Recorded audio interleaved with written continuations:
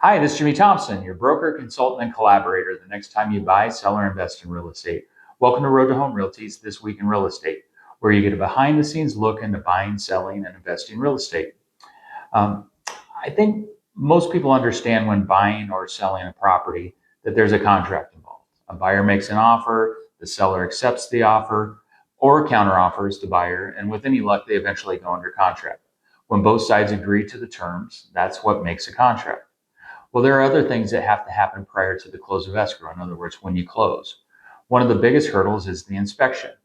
The buyer should always do an inspection, even if they were buying the property as is.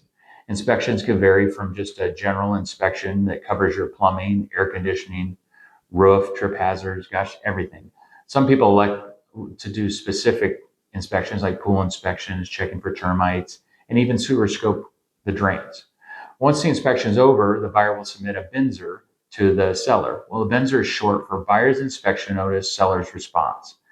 This is a 3-page document that the buyer has 3 options. They can accept the home and the inspection's over.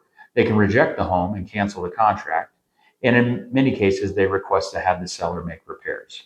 The seller will either make the repairs and end the inspection periods, or say they won't make any repairs. And then, of course, the buyer has to decide what they want to do at that point. This is sort of like another round of negotiations at this point. But negotiating a BINZR is a little bit of an art form. It can be a second round of negotiations from the contract. There's definitely some things to do and not to do when filling out a BINZR, and making the wrong move at this point can, well, let's be honest, it can blow up a deal. To make sure you get through the inspection, it's best to have a great realtor on your side, and you can find one at 602-541-5885.